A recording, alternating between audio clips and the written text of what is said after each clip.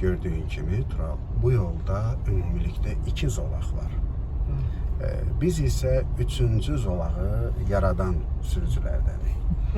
Mən hər zaman sizə bildirirəm ki, çalışın 3-cü zolağın yaranmasına imkan verməyin. Nəinki özünüz yaradın. Ancaq indi bizim bu 3-cü zolağı yaratmaq deməyək, artıq bizdən öncə bu 3-cü zolağı yaradıblar. Yəni ortayla, mərkəzlə getməyimizin səbəbi var. Sağ yaxud da sol zolaqla hərəkət eləyəndə, bax, sağda gedən avtomobil ki var, onun üçün təhlükə bizik, yəni sol zolaqdakılardır. Düzdürmü?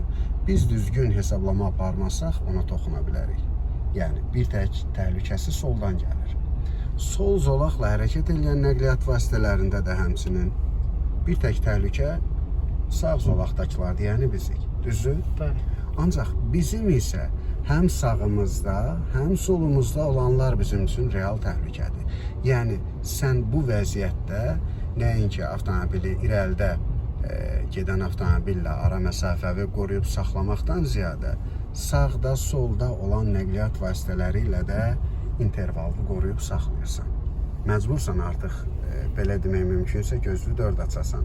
Həm sola baxasan, həm sağa baxasan, həm qarşıya baxasan, eyni zamanda orta güzgüdən, arxadan gələn nəqliyyat vasitələrində müşahidə eləyəsən ki, ola bilsin ki, arxadan gələn dayanma iqtidarında deyil, artıq onun gəlişindən onu başa düşmək olur, düzdürmü?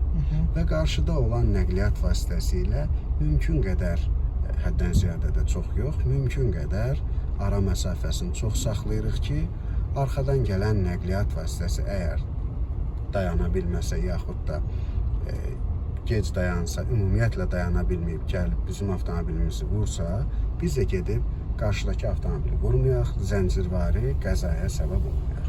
Aydındır?